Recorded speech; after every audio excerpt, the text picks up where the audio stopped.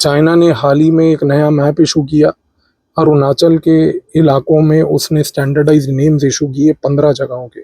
इन 15 जगहों में से 8 रेजिडेंशियल इलाके थे, 4 माउंटेन्स थे, 2 रिवर्स और एक सेला पास था। चाइना अरुणाचल को क्लेम क्यों करता है? चाइना के अरुणाचल के क्लेम के पीछे का रहस्य क्या है? आज के इस वीडियो में हम इसी खेल को समझेंगे। दोस्तों, चाइना ये कहता है कि तिब्बत जो है उसमें बुद्धिज्म फॉलो किया जाता है और बुद्धिज्म पूरे तिब्बत में बहुत अग्रेसिव तरीके से फॉलो किया जाता है और उसकी जो मोनेस्ट्री है वो है लासा में। तो तिब्बत में जो लासा में मोनेस्ट्री है वो बुद्धिज्म को स्पीयर हेड करती है। अब अरुणाचल का नॉर्थ वेस्ट का जो इलाका है उस नॉर्थ वेस्ट इलाके को तवांग बोलते हैं। तवांग वाले इलाके में जो ट्राइबल्स रहते हैं वो है मोनपास। मोनपास जो थे वो बेसिकली तिब्बत की लासा की मोनेस्ट्री के बुद्धिज्म को फॉलो करते थे। लेकिन मोनपास हमेशा से ये बात बोलते आए हैं कि वो अपना एक इंडिपेंडेंट ग्रुप है, वो एक अलग ट्राइबल ग्रुप है। मोनपास कहते हैं कि भाई हम तिब्बत के लासा के बुद्धिज्म को और उस बुद्धिज्म के इंटरप्रिटेशन को मानते हैं। इस इंटरप्रिटेशन को चाइना ने ये बोला है कि जो मोनपास हैं, जो तवांग में रहते हैं, इवेंचुअली वो भी तिब्बतियंस हैं, जो कि कहना गलत है। अच्छा, दूसरी बात, तवांग में लासा के बाद दूसरी सबसे बड़ी मोनेस्ट्री है और जो दूसरी सबसे बड़ी मोनेस्ट्री है ये बनी थी 1680 में। 1680 में इसको बनाने वाला आदमी जो था वो था मिराग लोद्रे ग्यामसो। मिराग लोद्रे ग्यामसो ने 1680 में तवांग में जो मोनेस्ट्री बनाई उसका नाम था तवांग गांदेन नामग्याल लात्से, जिसको तवांग मोनेस्ट्री के नाम से भी जाना जाता है। ये 5वें दलाई लामा को ऑनर करने के लिए और उसको रिस्पेक्ट करने के लिए बनाई गई थी। तो चाइना ने बोला कि देखिए, अगर एक मोनेस्ट्री तवांग में बनाई गई जो भी 5वें दलाई लामा को ऑनर करने के लिए बनाई गई और दलाई लामा भी वो जो कि लासा के मोनेस्ट्री के बुद्धिज्म का रिलीजियस और टेम्पोरल और स्पिरिचुअल हेड है, तो ये इससे दोबारा प्रूव होता है कि तवांग वाला पूरा इलाका अरुणाचल का जो है वो तिब्बत का ही हिस्सा है। लेकिन ये फिर भी गलत है, क्योंकि आप एक मोनपास के प्रेजेंस के बेसिस पे उस इलाके को क्लेम नहीं कर सकते।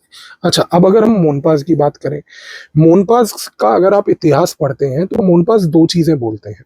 वो कहते हैं कि भाई हम हर हालात में लासा की मोनेस्ट्री के इंटरप्रिटेशन ऑफ बुद्धिज्म को फॉलो तो करते हैं, लेकिन वो ये भी कहते हैं कि जो लासा के मोनेस्ट्री के जो बुद्धिस्ट हैं, जो कि प्योर तिब्बतियन बुद्धिस्ट हैं, वो कहते हैं, मोनपास कहते हैं, मोनपास का इतिहास कहता है, आप उनके ऊपर लिखी गई किताबें अगर पढ़ें तो वो आपको बताएंगी, उसमें ये बात लिखी गई है। और आज की डेट में भी अरुणाचल में तवांग के मोनपास ये बात मानते हैं कि जो तिब्बतियन बुद्धिस्ट हैं उन्होंने हमारे ऊपर बहुत अत्याचार किए हैं। दोस्तों, तिब्बतियन बुद्धिस्ट ने जब ये बात देखी कि तवांग रीजन के मोनपा ट्राइब्स जो हैं, क्योंकि वो ट्राइबल लोग थे, वो क्योंकि लासा के बुद्धिज्म में मानते थे, तो तवांग के इन मोनपास का सप्रेशन करना तिब्बतियन बुद्धिस्ट ने चालू कर दिया था। इनफैक्ट 1750 से 1770 से लेके आज तक जो मोनपास थे, आज तक बोले तो कि 1947 तक जो मोनपास थे, उनसे इलीगली टैक्स लिया जाता था, उनके थ्रू इलीगली काम करवाए जाते थे, सप्रेशन किया जाता था, उनका ऑपरेशन होता था। तो आप चीज को समझिए, चाइना ये बोलता है कि भाई देखो, मोनपास जो हैं तवांग में रहते हुए वो एक प्रकार से तिब्बतियन बुद्धिस्ट को टैक्स देते थे, जबकि तिब्बतियन बुद्धिस्ट को टैक्स मोनपास नहीं देते थे, जबकि तिब्बतियन बुद्धिस्ट मोनपास से मोनिस्टिक टैक्सेस को जबरदस्ती लेते थे। दोनों में फर्क है, लेकिन चाइना ने अपना इंटरप्रिटेशन बना लिया। तो चाइना ये बात बोलता है कि भाई हर एक चीज प्रूव कर रही है, तिब्बत की लासा के बुद्धिज्म के बाद सेकंड बड़ी मोनेस्ट्री तवांग मोनेस्ट्री का तवांग में होना, और दूसरी बात मोनपास जो कि लासा के मोनेस्ट्री को मानते हैं, तो मोनपास देयरफॉर तिब्बतियंस होना, और तीसरा कि भाई मोनपास जो हैं वो खुद ही ये बात बोलते हैं कि भाई हम लोग टैक्सेस देते थे, जबकि मैंने आपको बताया कि मोनपास टैक्स नहीं देते थे, मोनपास से टैक्स छीना जाता था, पैसा उनसे छीना जाता था और ये छीनने वाले तिब्बतियन बुद्धिस्ट होते थे। इन 3 क्लेम्स के बेसिस पे चाइना ने अपना क्लेम बना रखा है कि भाई हम जो है अरुणाचल के तवांग रीजन को क्लेम करेंगे। अच्छा, अब सबसे बड़ी बात क्या हुई दोस्तों, ये अरुणाचल के क्लेम को करने के लिए, तवांग को क्लेम करने के लिए चाइना के पास एक स्ट्रेटेजी भी है, और वो है मैप। आपने देखा होगा, चाहे वो साउथ चाइना सी का एरिया हो या कोई भी इलाका हो जहां पर चाइना आज की डेट में किसी इलाके को क्लेम करता है, तो वो बेसिकली एक कोई हिस्टोरिकल मैप के बेसिस पे करता है। तो तवांग का क्लेम भी एक मैप के बेसिस पे है। 1930 के दशक में हुआ क्या था कि जो सिचुआन प्रोविंस था, उस सिचुआन प्रोविंस का जो गवर्नर था उसका नाम था लियू वेन हुई। और लियू वेन हुई के कोर्ट में जो वहां का गवर्नर था, उसके पास एक स्कॉलर रहता था, और उस स्कॉलर का नाम था रेन नाइकैंग। रेन नाइकैंग ने बेसिकली क्या किया कि लियू वेन हुई जो गवर्नर है सिचुआन का, उसके कहने पे एक सिचुआन प्रोविंस का मैप बनाया। अब जब रेन नाइकैंग ने मैप बनाया, तो उस मैप में उसने तवांग रीजन को भी अपने आप से इनकॉर्पोरेट करके डाल दिया। जबकि सरप्राइजिंग बात है कि ना तो कभी जो गवर्नर लियू वेन हुई था वो कभी अरुणाचल और तवांग आया, और दूसरी बात, ना ही कभी रेन नाइकैंग जिसने मैप बनाकर भी लियू वेन हुई को दी, ना तो वो खुद कभी अरुणाचल या तवांग में आया। उसने घर में बैठे बैठाए सिचुआन में एक मैप बनाकर उठाकर दे दी, और उसने लियू वेन हुई को बोल दिया कि भाई ये मैप है, और देयरफॉर अरुणाचल जो है और तवांग जो है वो भी हमारा ही सिचुआन प्रोविंस का हिस्सा है।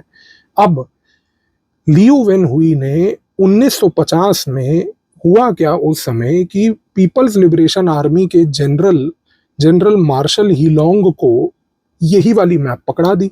अब जब 1950 में पीपल्स लिबरेशन आर्मी के जनरल को, जिसका नाम था मार्शल हीलोंग, जब लियू वेन हुई ने मैप दी, तो लियू वेन हुई ने बोला कि भाई ये मैप मेरे ही प्रोमोटेड एक स्कॉलर रेन नाइकैंग ने बनाई है, और ये मैप सबसे एक्यूरेट है। तो उस समय उस मैप में अरुणाचल और तवांग शो कर दिया गया था। इसी कॉन्टेक्स्ट में ये हुआ कि चाइना 1950 से जनरल मार्शल हीलोंग ने जब वो मैप देखी, तो उन्होंने 10 जनवरी 1950 के बाद उसी मैप को, जो रेन आपके नाइकैंग ने बनाई थी, उस मैप को इशू करके चाइना की मैप बोलते हुए अपने पीपल्स लिबरेशन आर्मी के सारे सोल्जर्स को बांट दी। तब से चाइना के सारे सोल्जरों को भी ये लगने लग गया कि भाई तिब्बत का इलाका जो है वो सिर्फ तिब्बत तक नहीं, बल्कि वो तो पूरा का पूरा अरुणाचल और तवांग तक आता है। पर जैसा कि मैंने आपको बताया था कि अरुणाचल और तवांग के रीजन में जो मोनपास थे, ये हमेशा से दो चीज़ों में बिलीव करते थे। पहली चीज़ ये कि भाई सर्टनली लासा की मोनेस्ट्री के फॉर्म इंटरप्रिटेशन ऑफ बुद्धिज्म में हम मानते हैं, लेकिन वो इस चीज़ से भी नाखुश थे कि जो लासा के बुद्धिस्ट थे, टिबेटियन बुद्धिस्ट थे, वो इनका एक्सप्लॉइटेशन करते थे। इनफैक्ट दोस्तों, 1938 में आसाम में उस समय बलीपारा रीजन में एक ब्रिटिश असिस्टेंट पॉलिटिकल ऑफिसर होते थे, और उस ब्रिटिश के असिस्टेंट पॉलिटिकल ऑफिसर का नाम था कैप्टन लाइटफुट।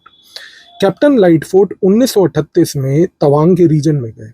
जब वो तवांग के रीजन में गए तो वो मोनपास से मिले। मोनपास से मिलने के बाद उन्होंने जब एक रिपोर्ट प्रिपेयर करी, तो उस समय उन्होंने ब्रिटिश के गवर्नर जनरल को भी ये बात बताई कि भाई ये जो मोनपास हैं, ये तवांग रीजन में तिब्बतियन बुद्धिस्ट से बड़े परेशान हैं। इंडिया आज की डेट में कैप्टन लाइटफुट की इस रिपोर्ट को बेस बनाते हुए ये बात बोलता है कि मोनपास ने एक्सप्लॉइटेशन को हाईलाइट किया है, और मोनपास ने कभी भी ये बात नहीं एक्सेप्ट करी कि वो तिब्बतियंस हैं। उन्होंने ये बोला कि हम तवांग में रहते हैं और हमारा एक ट्राइबल एग्जिस्टेंस अपना अलग है मोनपास का। लेकिन इंडिया के इस रिपोर्ट को कभी भी वो लोग मानने को तैयार नहीं है। दूसरी बात क्या हुई कि 1951 में जो असम राइफल्स थी, उस असम राइफल्स में एक मेजर थे जिनका नाम था मेजर बॉब खतिंग।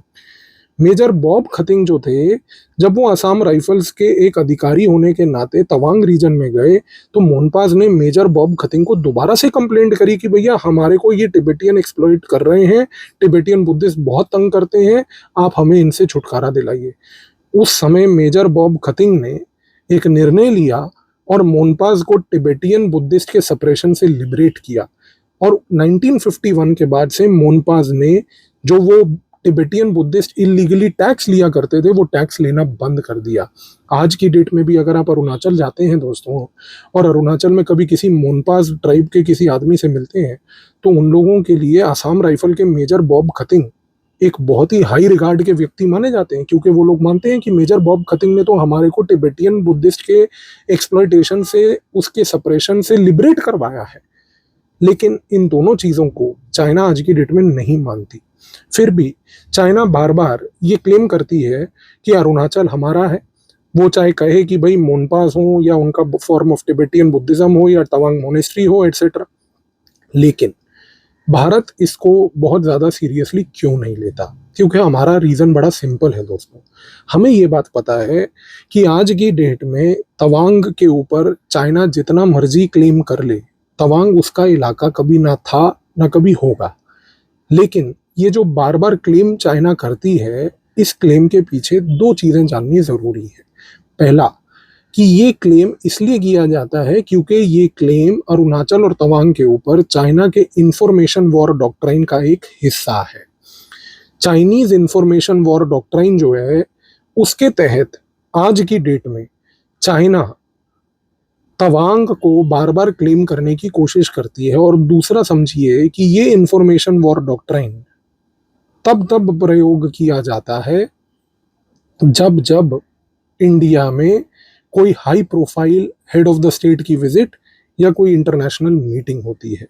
तो हाल ही में जो अभी G20 की मीटिंग भारत में होने वाली है, जिसमें विश्व स्तर से बहुत बड़े बड़े head of the states Bharat आने वाले हैं, जिसमें भारत अपनी एक इमेज को इंटरनेशनल एरिना पे दिखाने जा रहा है, इस इमेज को दिखाने के पंचर करने के लिए चाइना इस प्रकार का इंफॉर्मेशन वॉर का गेम खेलता रहता है। पर अब सवाल ये उठता है कि अगर चाइना ये टाइप का इंफॉर्मेशन वॉरफेयर हमारे ऊपर कर सकता है, तो हम इस पे रिएक्ट तो करते नहीं, पर अगर रिएक्शन देना भी हो तो क्या रिएक्शन देना चाहिए? तो मेरा मानना बस एक है, एंड आप बताइएगा कि क्या ये मेरा मानना सही है या नहीं। मेरा मानना ये है कि हमें आज से ये बात बोलनी शुरू कर देनी चाहिए कि भारत का चाइना के साथ बॉर्डर है ही नहीं। हमारा बॉर्डर तिब्बत के साथ है और तिब्बत का बॉर्डर चाइना के साथ है। तिब्बत ऐतिहासिक तौर से, हिस्टोरिकली, हमेशा से एक इंडिपेंडेंट कंट्री थी। तिब्बत को चाइना ने फोर्सेबली, इलीगली ऑक्यूपाई किया है। चाइना का तिब्बत में प्रेजेंस एक इलीगल ऑक्यूपेशन है। अगर भारत आज की डेट में ये बात बोलना शुरू कर दे, India does not have a border with China, और अगर हमारे यहाँ पर ऑफिशियल गवर्नमेंट लेवल पे ऐसी स्टेटमेंट्स आने लग जाएं कि we have a border with Tibet not with China, तो चाइना को उसकी औकात और उसकी हैसियत अपने आप समझ आ जाएगी। क्योंकि चाइना के इंफॉर्मेशन वॉर को काउंटर करने का इससे पावरफुल तरीका मेरे हिसाब से तो मुझे नहीं लगता कि और कोई है। आप बताइएगा कि ये सही है या नहीं। धन्यवाद।